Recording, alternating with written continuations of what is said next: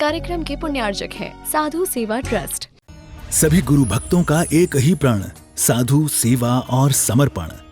इसी भाव एवं भावना के साथ कार्य कर रहा है साधु सेवा ट्रस्ट। हम जानते हैं हमारे गुरुओं ने हमें इतना सब कुछ दिया, परंतु हमने अपने गुरुओं के लिए क्या किया, ये सवाल जरूर उठता है।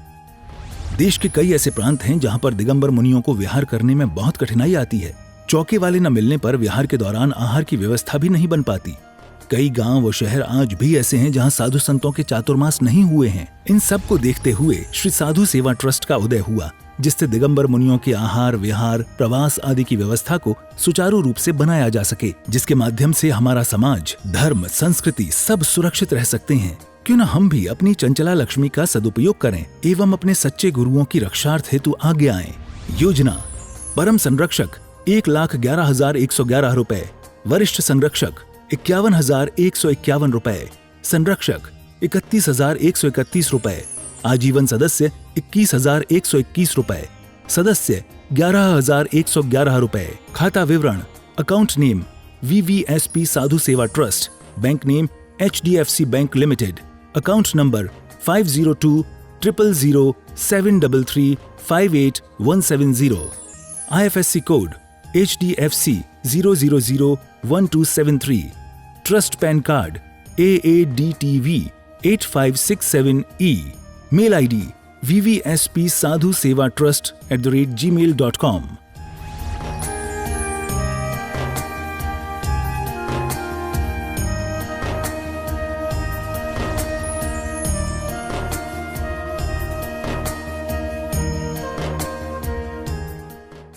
आत्म कल्याण के इच्छुक सभी उपस्थित महानुभाव,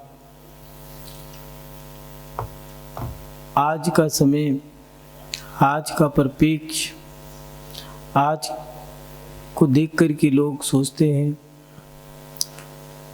कि क्या करें, समझ नहीं आता। सारी मर्यादाएं, परिस्थितियां, व्यवस्थाएं सब बदल चुकी हैं। लोग पहले उठते के साथ ही धर्म किया करते थे, लेकिन आज का समय ऐसा है कि लोग भोग विलासता में फंसे हैं। पहले जितनी आसक्ति धर्म के प्रति हुआ करती थी, आज उतनी आसक्ति कर्म के प्रति हो गई है। लोगों की जिज्ञासाएं आती हैं कि क्या करना चाहिए, क्या करें, कैसे बदलें। हर अच्छा व्यक्ति बदलना चाहता है, मगर सामने वाले को। इसमें कारण भी है कि जो अच्छा व्यक्ति है वो सोचता है अब अपने आप को बदलूं क्या, मैं अब दूसरे को बदलूं। और अच्छा व्यक्ति जब बुरी चीज को देखता है, उसके मन में आता है कि सामने जो बुरी चीज है इसको कैसे मैं रोकूं। कबीरदास जी ने बहुत अच्छी बात कही है, मन को जो नियंत्रित कर ले ऐसा कोई बिरला ही हुआ करता है। इंद्रियों और मन पे विजय प्राप्त करना कोई सरल काम नहीं है। अच्छाई धारण करना एक बार सरल है, अच्छे लोगों के साथ बैठना सरल है, प्रशंसा को सुनना बहुत अच्छी बात है और सरल बात है, लेकिन बुराई को सहन करना बड़ा कठिन काम है, हंसी मजाक नहीं है। महाभारत में वेद व्यास ने बहुत अच्छा सुंदर कांड दिखाया है इस बात में। श्री किशन जी पांडव विराट नरेश के यहाँ रुके हैं, युद्ध की ठहर चुकी है, लेकिन श्री किशन जी कहते हैं कि मैं एक बार और हस्तिनापुर जाना चाहता हूँ शांति दूत बन के। ये बात किसी को पची नहीं, क्योंकि दुर्योधन और जो दुशासन आदि जो कौरव थे बड़े दुष्ट थे। किसी को ये बात पची नहीं कि श्री कृष्ण जी का जाना सही, और उनके यहाँ पर जहाँ सम्मान नाम की कोई चीज़ ही नहीं है, मान मर्यादा, लोक लाज, सम्मान, प्रतिष्ठा, कोई मतलब नहीं। अर्जुन भीम, नकुल, सहदेव और यहाँ तक कि द्रौपदी सभी केशव से कहने लगे कि ये क्या कर रहे हो आप, हस्तिनापुर जाना आपके लिए, जानते हो। लेकिन युधिष्ठिर ने बहुत अच्छी बात कही कि पहले श्री कृष्ण की सुन तो लो। तो श्री कृष्ण ने अर्जुन, भीम और सभी पांडवों से एक बात बहुत अच्छी कही कि सुनो, युद्ध की तो ठहर चुकी है, युद्ध तो होना है और होके ही रहेगा, कोई रोक नहीं सकता। लेकिन जो आज का ये समय है, इस समय को बर्दाश्त करना भी बहुत ज़रूरी है। और सबसे बड़ा युद्ध जो है वो यही है, बुराई को सहन करना। आज का जो समय है, आज का जो वक्त है, प्रत्येक व्यक्ति चाहता है कि इस वक्त को बदल दें। हर व्यक्ति एक ही सोच लेके बैठा है कि सामने जो बुरा हो रहा है हम उसको बदलें। जो व्यक्ति भोगों में आसक्त हैं, जो पहले लोग धर्म की क्रियाओं में आसक्त हुआ करते थे, आज के जो लोग दिखते हैं वो वैसे हैं नहीं। क्या मंदिर में पूजा पाठ करना, पूजाओं की भी होड़ थी, 1 पूजा, 3 पूजा, 5 पूजा, 7 पूजा, ऐसे नहीं एक के बाद 2, 3, 5, 7 मंदिर में भगवान विराजमान किए हैं तो उन भगवान की तो करनी है, चाहे वो आदिनाथ हो चाहे महावीर भगवान हो। एक पूजा तो आदिनाथ भगवान की या महावीर की। दूसरी बात, देवशास्त्र गुरु की भी करनी है जो हमारे रत्न हैं। उसके बाद 9 देवता हैं, उन देवताओं की जो हम आराधना करते हैं, वंदना करते हैं। और उसके साथ साथ हमारे जो आराध्य हैं, क्योंकि आदिनाथ भगवान की तो हमने कर ली है, लेकिन महावीर भगवान का शासन है तो इसलिए महावीर भगवान की भी करनी है। और 4 करते नहीं है इसलिए 1 और एक्स्ट्रा करनी है। ऐसे 5 पूजा तो कम से कम करनी ही चाहिए। मंदिर में 1-1.5 घंटा कैसे गुजार दिया करते थे, कोई आसक्ति नहीं, कोई लिप्तता नहीं, बस घर भी गए हैं, भोजन कर रहे हैं, नमक है तो ठीक है, नहीं है तो ठीक है, पूछ लिया तो ठीक है, नहीं पूछा है तो भी ठीक है। समाज में भी कोई क्रिया है, सम्मान दिया है तो ठीक है, नहीं दिया तो भी ठीक है। कैसे मस्त थे अपने आप में। लेकिन आज के समय में तो माता पिता, बड़े बुजुर्ग बच्चों को देखते हैं, पूजा पाठ कुछ नहीं, मंदिर धर्म ध्यान कुछ नहीं, गुरु सेवा साधु सत्संग कुछ नहीं, स्वाध्याय पाठन पठन वो भी नहीं। कोई त्यौहार आना है तो उस त्यौहार में भी क्या है, चलो मॉल चले गए। कैसे कैसे त्यौहार मना रहे हैं। अपने रक्षाबंधन पर्व को क्यों मनाया जाता है हमें जानकारी नहीं है, लेकिन क्रिसमस क्यों मनाते हैं हमें ये पता है। न्यू ईयर के दिन हमें नए ड्रेस खरीदने हैं, नए वस्त्र परचेज करने हैं,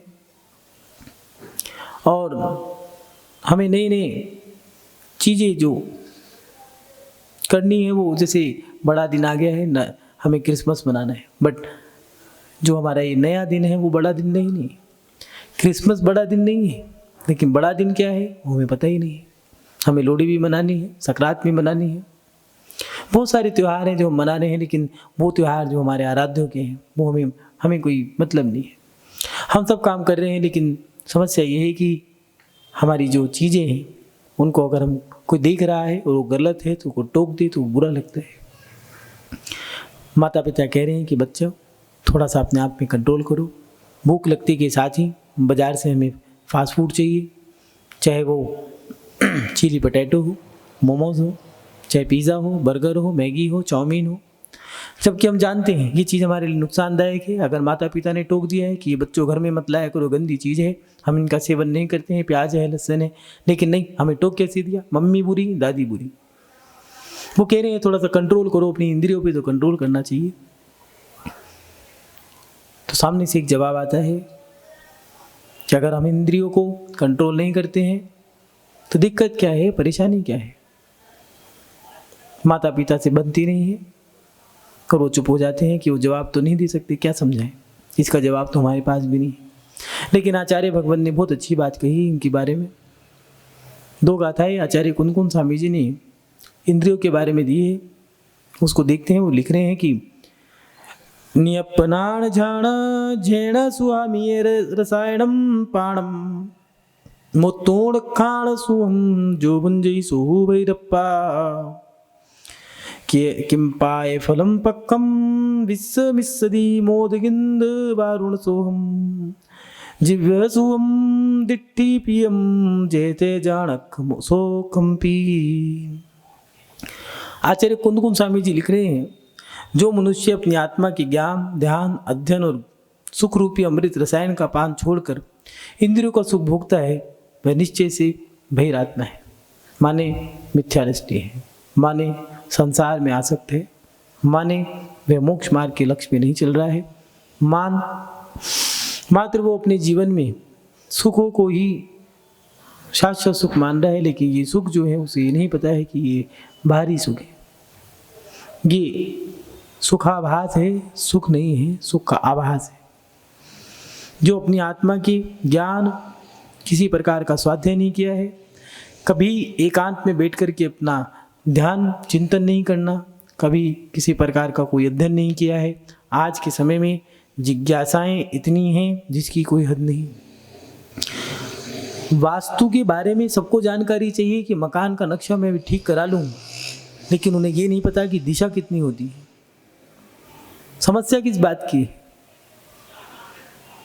जरा सी बीमारी हुई, बुखार हो गया है, और बुखार के समय में भी हमें क्या चाहिए, हमें ये नहीं पता है कौन सी दवाई, कौन सा काढ़ा हमें काम आएगा। पहले की बूढ़ी महिलाएं काढ़ा बनाया, पिया और सो गए, विश्राम करते के साथ ही उठ करके फिर काम में लग जाया करते थे, उतर गया बुखार। अब तो ये हालत है, बुखार हुआ, नहीं सहन हो रहा, डॉक्टर के पास गए, इंजेक्शन लगाया, 500 रुपये इंजेक्शन के, 500 रुपये फीस के, और 500 रुपये जो दवाई दी है उसकी, और 1500 रुपये लगा दिए। काढ़ा 1.5 रुपये में भी नहीं था। ज्ञान था, आयुर्वेद शास्त्र पढ़े थे, वर्तमान योग की क्रियाएं, डिग्रियां बहुत हैं, लेकिन आज की नई लड़कियों को, नई महिलाओं को घर चलाने की इतनी समझ नहीं है। बगले झाँकते हैं, काश कोई बुजुर्ग महिला मिल जाए। मोहल्ले की या गली मोहल्ले की जो महिलाएं हैं बुजुर्ग, उनसे कहते हैं कि सुनो, आप तो हमारी माँ जैसी हो। क्यों कह रहे हैं ये बात? कि जब कोई तीज त्योहार आएगा तो इन्हीं से सलाह लेनी पड़ेगी। हमें ज्ञान नहीं है, अपने बड़े बुजुर्ग बड़े को सम्मान कर रहे हैं, पैर छू रहे हैं, क्यों? ये काम आए, किस लिए? जब कोई संकट आएगा, तो कोई त्योहार आएगा, जब कुछ पूछना होगा तो यही बताएंगे, बाकी हम पे तो ज्ञान नहीं है। पहले की महिलाओं को चेलना, 32 चावल के पकवान बना के खिलाओ तो मैं खा सकता हूँ, नहीं तो नहीं खाऊंगा, ऐसा कहा था राजा श्रेणिक ने। और देखो 32 चावल के क्या पकवान नहीं थे, जो सोचा नहीं था वो भी बना के दे दिए। 1 लोटा पानी और कुछ बूंद तेल की श्रेणिक के पास भिजवा दी हैं, और कह दिया है कि आपको आना है, भोजन की तैयारी है, आप अतिथि हैं, पाहुने हैं, आना है आपको। कहाँ आना है पता तो बता जाओ, कुछ नहीं बताया, सर को हिला के चली गई। अब क्या करें? ठीक है, सोचने लगे, सब स्नान वगैरह कर लिया, और कह भी दिया कि इससे अपनी शुद्धि कर लो, स्नान वगैरह जो करना है। और सैनिक भी सैनिक थे, कीचड़ कर दिए सारे में नंदश्री ने। और नंदश्री ने ये 32 चावल भी नंदश्री ने बनाए थे, कीचड़ फैला दिए सारे में पे। और वो समझ रहे सारे चारों तरफ सूखा है, मेरी को ही लगता है कोई परीक्षा ले रहा है कि चारों तरफ सूखा, और जहाँ मुझे जाना है वहीं कीचड़ कर रखी है। सारी एक लकड़ी का टुकड़ा लिया, सारी कीचड़ उतारी, धोती का कुछ एक रुमाल जो था उसको गीला करके पैर पोंछ लिया है, पूरे शरीर को उस लोटे, आधा लोटा पानी उसमें से भी बचा करके दे दिया है। और सर हिला के गई थी, पता पूछना था, तो कानों में एक झुमका पहना था, वो झुमका ताड़ वृक्ष जैसा था। तो समझ में आ गया, हाँ, जहाँ ताड़ का वृक्ष होगा वही उसका घर होगा, वहाँ मुझे जाना है। क्या सूझबूझ थी, कितना विवेक, कितना शिष्टाचार, कितनी चतुराई, चपलता थी। और आज आचार्य कुंदकुंद स्वामी जी यही लिख रहे हैं, जो मनुष्य अपनी आत्मा के ज्ञान, ध्यान, अध्ययन और सुख रूपी अमृत रसायन का पान छोड़कर, जो व्यक्ति अपनी आत्मा का सुख नहीं कर रहा है, जी रहे हैं। कभी कभार लगता है कि हमने पैसा कमा लिया, लेकिन पैसा कमाने के बाद हम उसको खा रहे हैं या फिर उसके हम सेवक या नौकर बन के रह गए, उसकी चौकीदारी कर रहे हो। जितना कमाया है, जितनी मेहनत करी है, उसको उतना भोगा भी है या नहीं भोगा। यही लिख रहे कि आत्मा के ज्ञान, ध्यान, अध्ययन और सुख रूपी अमृत रसायन का पान छोड़कर इंद्रियों को सुख भोगता है, वह निश्चय से बहिर आत्मा है, वो अपनी अंतरात्मा में लीन नहीं है। हम अपने आप को धर्मात्मा समझ रहे हैं, लेकिन अभी हम धर्म के मायने समझ जाएं, सही मायने में हम धर्म के मायने समझ रहे हैं। हम सोच रहे हैं कि ये धर्म है, मुट्ठी भर चावल चढ़ा दिए, थाली इधर से उधर कर दी, मंदिर में इधर से उधर या 10 से 100 किलोमीटर चल लिए, 1000 किलोमीटर मंदिर चले गए, हो गया हमारा धर्म। धर्म इतना ही नहीं है, अपनी आत्मा को शुद्ध करना भी धर्म है। क्या हमने उतना शुद्ध किया? और सही मायने में हमने जो दिया है, आचार्य कुनकुन स्वामी जी ने, मुत्तुण खान सोम जो भुंजे सोहू भैरप्पा, सुखरूपी अमृत रसायन का पान छोड़कर इंद्रियों का सुख भोगता है, वह निश्चय से बहिरात्मा है। सुखरूपी अमृत रसायन जो आत्मे का सुख है, उसको छोड़ दिया है और वो उसको भोग रहा है। अपने बच्चों में, अपने परिवार में, अपने कुटुंब में ऐसा लीन हो चुका है, ऐसा मदमस्त हो चुका है, वो सोच रहा है कि बस यही मेरा सुख है, यही मेरा सब कुछ है। लेकिन जब हमारी उम्र आती है, उम्र के एक दराज पर, पड़ाव पर अंतरंग से एहसास होता है कि कोई हमारा नहीं है। उस समय एक अलग सी ही अनुभूति या एक विरक्ति सी होती है, एहसास होता है। और व्यक्ति होने के बाद जीवी क्या करता है, मन क्या करता है, इस कमरे को छोड़ो, बाहर गए, हॉल से निकलो, छत पे गए और बाहर निकलो, गली मोहल्लों से बाहर निकल करके किसी सूने स्थान में, जैसे पार्क या गार्डन या फिर कोई खेत वगैरह के पास चले गए और बाहर निकल गए, पहाड़ों पे चले गए, क्षेत्रों पे चले गए। लेकिन अंतरंग से जो एहसास हुआ है, वो विरक्ति, वो भावना, वो तो ये कह रही है कि बस अब कोई मेरा नहीं है, कोई साथ नहीं देगा, बस छोड़ करके आगे बढ़ो। लेकिन अंतरंग में एक हिचकोली खा रहा है मन कि हम छोड़ें या नहीं छोड़ें, क्या होगा, क्या करें, क्या नहीं करें, कुछ समझ नहीं आता। द्वंद्व है किसमें? इंद्रियों में। जो उसकी आसक्ति है वो हमें छोड़ नहीं रही है, और वो इंद्रियों का धागा मन से बंधा है, और वो मन हमारे मुंह से जुड़ा है, और वो मोह हमें बाहर निकलने नहीं देता। क्या होगा, कोई क्या कहेगा, क्या व्यवस्था होगी, क्या कोई 2 रोटी भी खिलाएगा या नहीं खिलाएगा। लेकिन बात हम पूरी कर रहे हैं, सब जो कर्मों में होगा वही लिखा है, जो कर्म बंधे हैं वही फल मिलेगा। बड़े बड़े समय सार जैसी गाथा पकड़ के बैठे हैं, लेकिन याद रखना, समय सार की गाथाएं पढ़ना आसान है, लेकिन समय सार को अपने जीवन में उतारना बड़ा कठिन काम है। अपने अंतरंग की आत्मा को हिलाना, उसको तपाना और आत्मीय रसापान करना बड़ा कठिन काम है। आंख बंद करके बैठ जाना, ये तो एक सरल बात है, लेकिन सब कुछ छोड़ करके अपने अंतरंग में चले जाना बहुत कठिन काम है। इंद्रियों के सुख को छोड़ना कोई सरल नहीं है। और दूसरी गाथा में तो और बहुत बड़ी बात कह रही है, किम्पाय फलम पक्कम, जैसे पका हुआ किम्पाक फल, विष मिश्रदी मोद गिंद वारुण सोहम, विष मिश्रित मोदक और इंद्रायण फल देखने में सुंदर होते हैं, जीव को भी सुख देते हैं, दृष्टि को भी प्रिय लगते हैं, किंतु परिणामों में दुखदायी होते हैं। उसी प्रकार इंद्रिय सुखों को भी जानो। किम्पाक फल होता है, बहुत अच्छा लगता है, जहरीले लड्डू, विष मिला हो कोई बात नहीं, देखने में अच्छे लग रहे हैं, और मुंह में रखोगी तो मीठा भी है। इंद्रायण फल ऐसे फल हैं ये कि इनको देखने में कितने अच्छे लगते हैं। कौन व्यक्ति है जो आम ना खाए? गर्मी का समय हो और पका हुआ आम हो, फिर तो कहना ही क्या।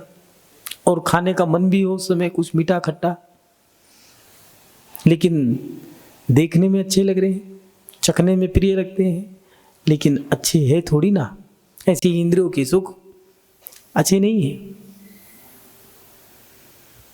ये इंद्रियों के सुख ऐसे हैं, वो आप पढ़ते हो ना, तृष्णा की खाई खूब भरी पर रिक्त रही वह रिक्त रही।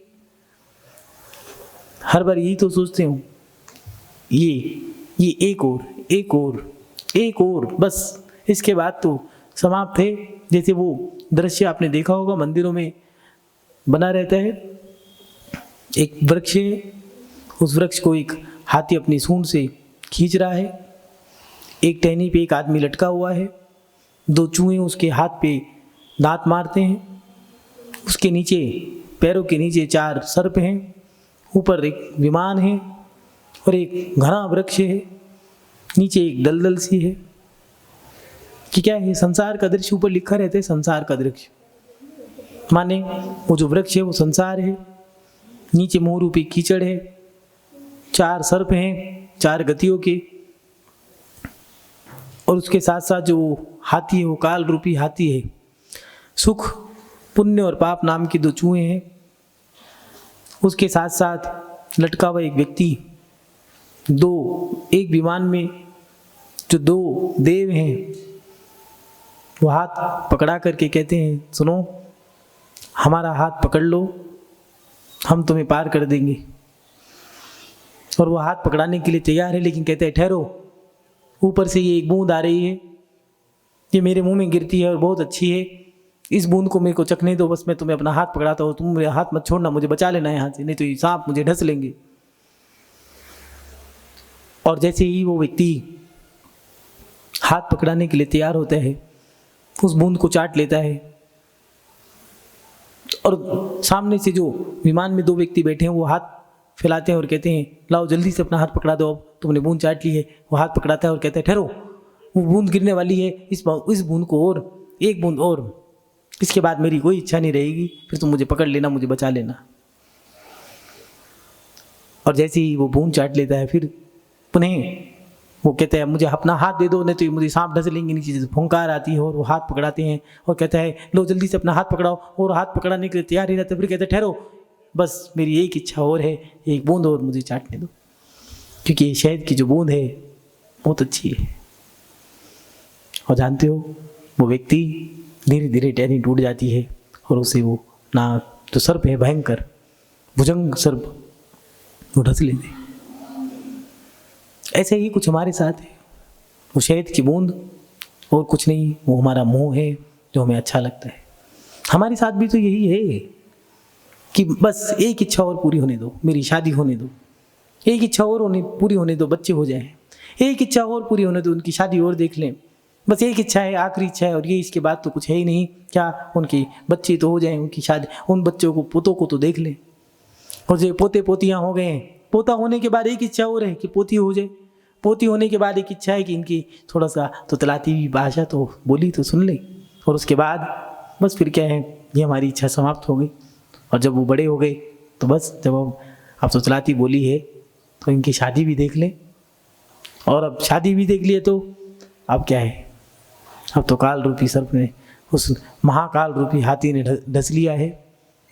यही हमारे साथ हो रहा है कि हम दिन प्रतिदिन यही प्रयास करते हैं, लेकिन होता क्या है, हम इन इंद्रियों के सुखों को मान रहे। जो युवा अवस्था है, 20 से 25 साल तक की उम्र के लोग, जिनको आप युवा कहते हैं, उनकी इच्छा क्या है, घूमना, मौज मस्ती। लेकिन 25 साल से लेकर के 45-40 साल की उम्र तक वो बच्चे क्या कहते हैं, बस अब घूम लिए, अब क्या करना है, अब तो कमाने की होड़ है, कमा कमो कर इनकी बच्चों की व्यवस्था बना दें। और जब 45 साल बीत जाते हैं तो ठीक है, अब कब तक कमाएंगे, अब तो बस इसमें ही हम समेट के रह गए। और धीरे धीरे उम्र बढ़ते बढ़ते कहते हैं भैया अब तो हमने सब जिम्मेदारी सौंप दी है, बस अब तो बस अपने लिए। लेकिन क्या अपने लिए जी भी रहे हो? सोचो, विचार करो, क्या अपने लिए हम जी पा रहे हैं या नहीं जी पा रहे? क्या ऐसा तो नहीं हम इंद्रियों की आसक्ति में इतने लिप्त हो गए हों, इन इंद्रियों में इतने आसक्त हो गए हों कि हमें यही नहीं पता कि हमारा सच्चा सुख क्या है। यहाँ आचार्य कुंदकुंज स्वामी जी पहली गाथा में भी जो दिया है कि जो मनुष्य अपनी आत्मा के ज्ञान, ध्यान, अध्ययन और सुख रूपी अमृत रसायन का पान छोड़कर इंद्रियों का सुख भोगता है, वह निश्चय से बहिरात्मा है। अभी वो सही मायने में बहिरात्मा है, माने अभी बाहर में भ्रमण कर रहा है, अंदर का तो उसने कुछ अभी देखा ही नहीं। और दूसरी गाथा में दिया है किंपाक फल, विषेले, मोदक और इंद्रायण फल जैसे ये फल जो हैं देखने में सुंदर होते हैं, उसके साथ साथ जीव को भी सुख देते हैं, दृष्टि को भी प्रिय लगते हैं, किंतु परिणामों में दुखदायी होते हैं। इसलिए उसी प्रकार से इंद्रिय सुख भी दुखदायी हैं। जितना भोगोगे उतना उतना दुख ही मिलेगा। वही तो पढ़ते हो, तृष्णा की खाई खूब भरी, पर रिक्त रही। कितनी भी भर लो रिक्ति रही। अपने जीवन में हम जितना पर के लिए करते हैं, कितना भी कर लेना बच्चों के लिए, जिंदगी भर में जितना भी आप अपने पढ़ाई के लिए करोगे, चाहे वो अपना पति हो, पुत्र हो, बेटी हो, पड़ोसी हो, कोई भी हो, कितना भी कर लो, आखिर में सुनने को यही मिलेगा, तुमने हमारे लिए किया क्या है। और उस समय पश्चाताप होता है कि हमने उनके लिए इतना कुछ किया, तुम्हें खिलाया पिलाया बड़ा किया। अगर पड़ोसी भी है, तुम्हारे साथ इतना हमने व्यवहार निभाया, तो दोनों तरफ से यही सुनने को मिलता है, चाहे बेटा हो, बेटी हो, चाहे अड़ोसी हो, पड़ोसी हो, कोई भी हो, भैया ये तो तुम्हारा फर्ज था, ये तो तुम्हें करना ही था, तुमने किया क्या हमारे लिए। किसी के लिए कितना भी कर लो, समाज में भी कोई अध्यक्ष मंत्री बन गए हैं, कोई समाज सेवक, समाज सुधारक बन गए हैं, कितना भी कर लो, सुनने को उनको भी ये मिलेगा, तुमने किया ही क्या है भैया। रातों की नींद खोई, दिन का चैन खोया, अपना धन दौलत तन मन धन सब लगा दिया, फिर भी सुनने को यही मिला, किया क्या था। उस समय एहसास होता है कि हे भगवान, हमने सब व्यर्थ कर दिया, पहले ही मान लेते तो ये दुख ना होता। जितना जितना हम पर के लिए करते हैं, उतना उतना हमें पर जो सामने वाला व्यक्ति है, जो पर है, वो हमें लूट लेता है और हम ठग के रह जाते हैं। हम तो ठगाए गए, हम सोच रहे थे सामने वाले के लिए करके हमें कुछ मिलेगा, लेकिन सामने वाले के लिए करके कुछ मिलता नहीं, सब कुछ लुट जाता है। इसलिए तीर्थंकरों ने किया क्या, अपने में मस्त रहे।